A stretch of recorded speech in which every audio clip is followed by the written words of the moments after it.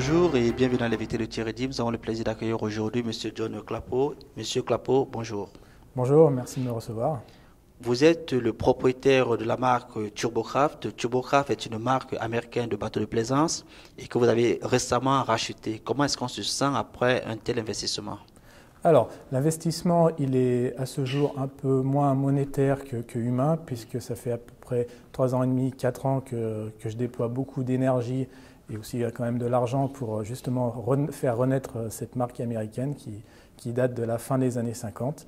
Et c'est une très très belle aventure humaine jusqu'à aujourd'hui, même si c'est aussi beaucoup de frustration et d'énergie déployée. Mais c'est le lot de tout entrepreneur, je pense. Alors, parlant de frustration, on sait également que votre secteur d'activité ne se porte pas très bien, car depuis la crise de 2008, on se rend aussi compte que c'est un secteur qui souffre énormément. Aujourd'hui, comment est-ce qu'il se présente? Tout à fait. C'est un secteur qui a été très très affecté par la crise de 2007-2008. C'est un marché qui a diminué de quasiment 50% de manière globale. C'est un marché qui représente à peu près 50 milliards de dollars de chiffre d'affaires. Donc aujourd'hui, le marché est à peu près revenu à ses chiffres d'avant-crise. Et actuellement, c'est un marché qui est plutôt porteur puisque le nombre finalement de bateaux entre guillemets en stock n'a jamais été aussi peu important. Donc il y a une bonne dynamique justement depuis 2014 qui est en train de renaître. Est-ce qu'on ne peut pas dire que l'obstacle principal dans ce secteur d'activité, c'est le manque de places de port?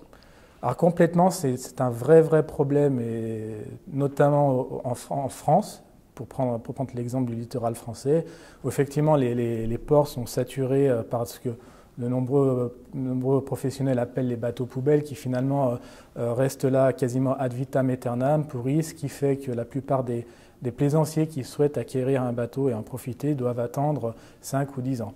Donc pour vous, c'est plus intéressant que les ports soient réservés aux riches alors?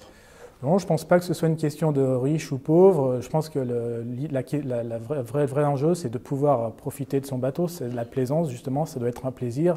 Et finalement, parce que certaines personnes s'octroient une certaine place de l'espace public, et c'est au détriment d'autres personnes qui aimeraient aussi profiter d'une place, d'un mouillage au port, pour simplement profiter de ce plaisir qu'est la plaisance, que ce soit un bateau de pêche ou pour les plus riches d'entre nous, un bateau d'une centaine de mètres.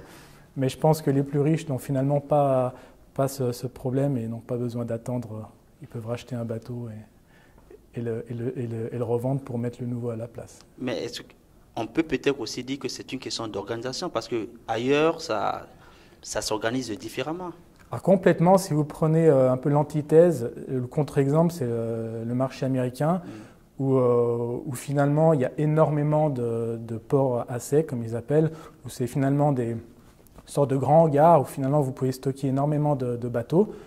Et le bénéfice est aussi que le littoral, pendant une certaine période de l'année, notamment en hiver, le littoral est beaucoup plus vierge de ces bateaux.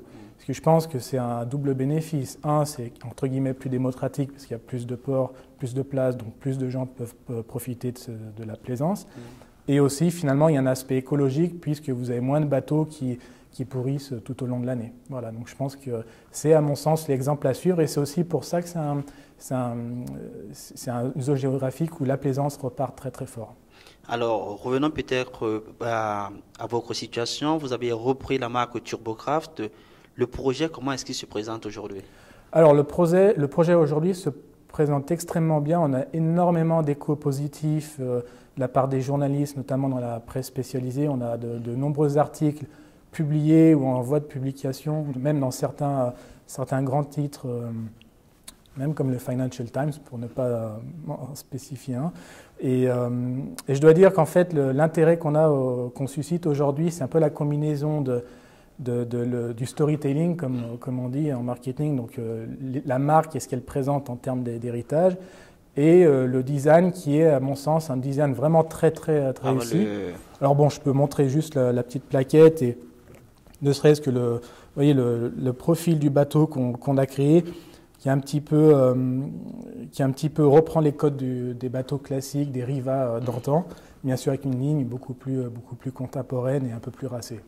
Si par exemple un investisseur veut par exemple s'associer à votre projet, est-ce que c'est déjà possible?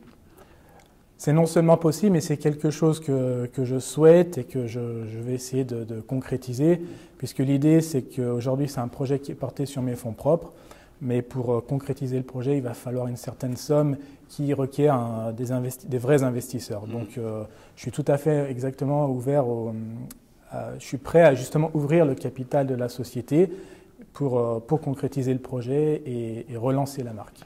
Finalement, ce sera des bateaux pour des riches et rien que pour des riches. Alors, oui et non. L'idée, c'est que pour le moment, on s'est lancé sur un créneau qui est celui de la plaisance de luxe, la plaisance haut de gamme. C'est une niche, c'est un parti pris, parce que, alors, deux aspects. Un, c'est que le luxe est toujours aussi bien porté, hein, et se portera, à mon sens, toujours aussi bien. Et le deuxième aspect, c'est qu'on voulait faire quelque chose de très qualitatif. Je voulais reprendre un petit peu l'esprit de Hublot avec le concept de fusion de matériaux nobles. Donc on voulait faire un très bel objet, effectivement, et faire un très bel objet d'une certaine taille, ça a un coût. Forcément, ce n'est pas pour tout le monde. Au-delà de ça, comme l'idée c'est de faire revivre une marque, on souhaite vraiment développer une gamme de bateaux. Et l'idée c'est que rapidement, on développe d'autres bateaux, peut-être un peu plus grands, mais aussi un peu plus petits, plus appropriés, par exemple typiquement pour la Suisse et pour Sellac. Quelque chose qui serait plus dans des budgets moyens, on va dire. Merci M. Clapeau pour ces explications. Merci à vous. Quant à vous, nous vous donnons rendez-vous très prochainement avec un nouvel invité. Au revoir.